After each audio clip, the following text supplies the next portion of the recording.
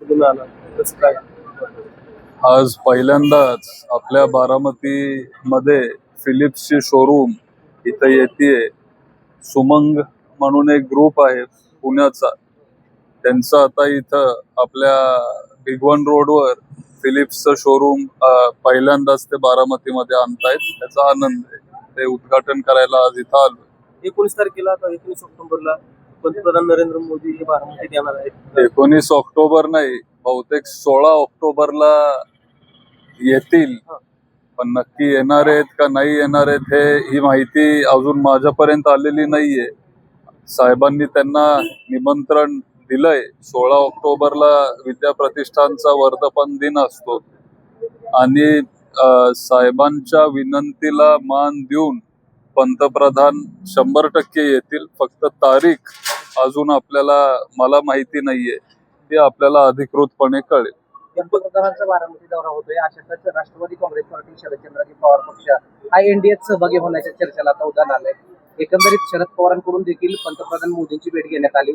अलीकडच्या कालावधीमध्ये सुप्रिया सुळेंचं देखील भाजप सोबत जे काय वावरणं आहे ते वाढलेलं आहे. 16 तारखेचा दौरा कुठेतरी यावर शिक्कामोर्तब करतोय असं वाटतंय. असं काय नाहीये. मी पण पंतप्रधानांना भेटलो रेवतीच्या रिसेप्शनला. त्याच्यामुळे ठीक आहे, आपण भेटू शकतो. आणि ते पंतप्रधान आहेत, ते देशाचे पंतप्रधान आहेत, ते भाजपचे नेते नाहीये, ते आपल्या सगळ्यांचे पंतप्रधान आहेत. आणि त्यांचा अभिमान मलाही वाटतो. ते चांगल्या पद्धतीने काम करत आलेत आणि त्यांना भेटणं हे काही चुकीचं मला वाटत नाही. कामासाठी आपण कुणालाही भेटू शकतो आणि लोकांची जी कामं असतात ती म्हणजे जे आपले सगळे नेते सत्तेत आहेत त्यांना भेटून ती कामं आपण मार्गी लावली पाहिजे. त्याच्यात काही गैर किंवा चुकीचं नाही. एक पत्र बारामतीत व्हायरल होते, बारामतीत भरती झाली असं देखील त्यात म्हटलं झालं आणि गुन्हेगारी भरपूर प्रमाणात वाढलेली. संपूर्ण पवार कुटुंबाने लक्ष घालावे असे त्यात विनंती करण्यात आलेली आहे. काय एकतर नवीन काय ना काय नवीन पत्र हे येत राहतात. मला आठवतंय पूर्वी पण काहीतरी एक पत्र आलेलं, परत काहीतरी एक नवीन पत्र आलेलं, आणि हे सगळे पत्र अनॉनिमस असतात. पत्र कोण लिहितंय हे काय तिथं खालती ते त्यांचं नाव लिहित नाही. पुढच्या वेळेस तुमच्या माध्यमातून विनंती करतो मी त्यांना, जे हे पत्र लिहितात तुम्ही नाव तरी लिहा, म्हणजे चर्चा करता येईल, बोलता येईल, नक्की काय त्यांची अडचण आहे हे आम्हाला समजून घेता येईल. पण बाकीच्यांचं मी काय सांगू शकत नाही. पण आम्ही सगळेच इथं काम करत आलोय. आठवड्यातले 5 दिवस मी इथं बारामतीत असतो. आणि आता म्हणजे पवार कुटुंब जर तुम्ही बघितलं तर मी, साहेब आणि ताई आज आम्ही सत्तेत नाहीये. आमचा पक्ष वेगळा आहे. राष्ट्रवादी काँग्रेस शरदचंद्रजी पवार हा पक्ष वेगळा आहे.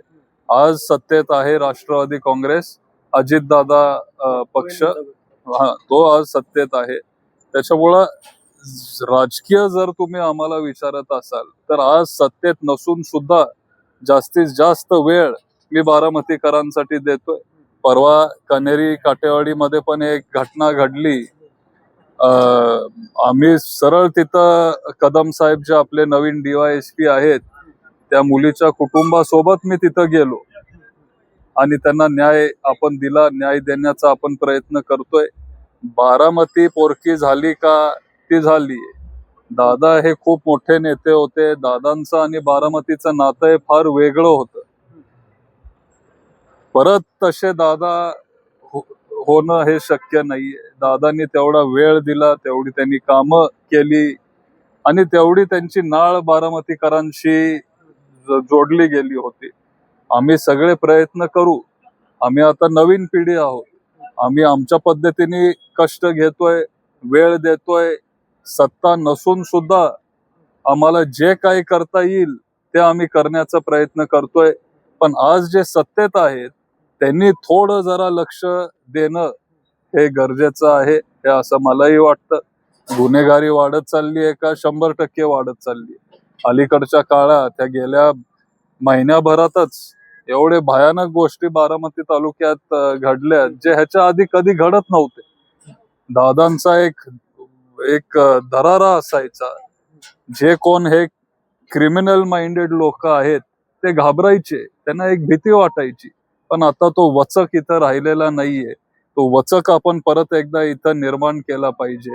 आज जे सत्तेत आहेत त्यांनी थोडं इथं लक्ष वाढवणं हे गरजेचं आहे. पोलीस अधिकारी असतील, सरकारी सगळी यंत्रणा असेल, त्यांना इथं ताकद दिली पाहिजे, कडक निर्णय घेतले पाहिजेत आणि बारामतीत जी वाढती गुन्हेगारी आहे ती आत्ताच्या आत्ता ताबडतोब ती थांबवली पाहिजे, ती बंद केली पाहिजे. ह्याच्यासाठी आम्ही सगळे प्रयत्न करतोय. इथून पुढेही आम्ही प्रयत्न करत राहू. दादांची उणीव किंवा त्यांची जागा ही कोण भरून काढू शकणार नाही. दादा हे दादा होते, पण आमच्या पद्धतीने आम्ही प्रयत्न करतोय, वेळ देतोय, लोकांना भेटतोय, जिरायत भागात जातोय, बागायत भागात जातोय. जी काही कामं आज आमच्याकडून होऊ शकतात ती कामं करण्याचा आम्ही प्रयत्न करतोय. सत्ता नसून सुद्धा आपल्या एनजीओ कडून किंवा शरयू फाउंडेशन कडून किंवा ताईंच्या खासदार निधीतून, साहेबांच्या खासदार निधीतून, ताईंच्या ऑफिस कडून, साहेबांच्या ऑफिस कडून, माझ्या ऑफिस कडून जे काही शक्य आहे ते आम्ही करण्याचा प्रयत्न करतोय. इथून पुढेही आम्ही हे करत राहू. आम्ही इथं फक्त आणि फक्त बारामतीच्या सेवेसाठी आहोत. 50 वर्ष लोक आम्हाला इथं साथ देत आलेत, आमच्या कुटुंबाला आशीर्वाद देत आलेत आणि तो आशीर्वाद आम्ही वाया जाऊन देणार नाही. आम्ही बारामतीकरांसाठी इथून पुढेही काम करत राहू. जे काय असेल, कोणाची कुठलीही अडचण असू दे, ते येऊ शकतात, भेटू शकतात आणि ती अडचण सॉल्व्ह करण्याचा एक प्रामाणिक प्रयत्न आमच्याकडून नेहमीच होईल. दादा, त्या पत्रातले जर मुद्दे आपण पाहिले तर अतिशय गंभीर मुद्दे आहेत. नगरपालिकेतले काही मुद्दे त्यांनी त्या ठिकाणी उल्लेख केले. नगराध्यक्षांच्या माध्यमातून एक कली केला जातो. ज्या निविदा ऑफलाईन काढण्यासाठी जे शासन निर्णय आहेत त्या निर्णयांचं कुठेतरी उल्लंघन करून 80 लाखाच्या निविदा ऑफलाईन काढल्या जातात. त्यामध्ये भ्रष्टाचार केला जातो. आपल्या पक्षाकडून देखील तो मुद्दा 15 ऑगस्टला उचलला होता आणि त्या संदर्भात एक आंदोलन केलं गेलं होतं. या सगळ्या प्रक्रियेमध्ये इथून पुढच्या कालावधीमध्ये आपल्या पक्षाची भूमिका काय असणार आहे? तुम्ही बारामतीकरांना वेळ देतायत, आपली भूमिका काय असणार आहे? आता इथं आरतीताई आहेत, ते विरोधी पक्ष नेते आहेत आपल्या नगरपालिकेचे. ते तिथे हे सगळे मुद्दे मांडत असतात. 15 ऑगस्टला मोठं आंदोलन पण आमच्या पक्षाने उभं केलं. हा एक मुद्दा तुम्ही इथं मांडताय, पण असेच अनेक विषय आहेत. हे सगळे आम्ही तिथं हाऊसमध्ये, आम्ही म्हणजे ताई तिथं मांडत असतात. हे सगळे लोकहितांचे प्रश्न आहेत, आम्ही ते समजू शकतो.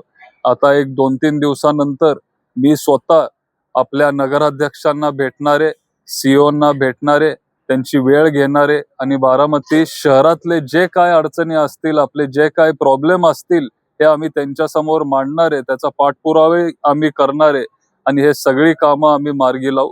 भ्रष्टाचार वगैरे जर कोण करत असेल तर आम्ही ते खपून घेणार नाही. बारामतीमध्ये हे सगळं अजिबात आम्ही चालू देणार नाही. त्याच्यावर कडक कारवाई केली जाईल आणि एक सक्षम विरोधी पक्ष म्हणून आम्ही बारामतीकरांसाठी तिथं लढत राहू. बारामतीमध्ये आता सध्या आपण पाहिलं तर कोट्यावधी रुपयांची कामं त्या ठिकाणी सुरू आहेत. मात्र या सगळ्या कामांमध्ये जे शासकीय अधिकारी आहेत, जे कंत्राटदार आहेत, अतिशय निपुण दर्जाची कामं त्यांच्या माध्यमातून केली जातात. लाखो रुपयांचा निधीचा अक्षरशः चोराडा केला जातो आणि हेच शासकीय अधिकारी आता ठेकेदारांना पाठीशी घालतायत. बारामतीचे लोकप्रतिनिधी देखील याकडे दुर्लक्ष करतायत. आपल्या पक्षाची या संदर्भात काय भूमिका असणार आहे? काय एकतर दादा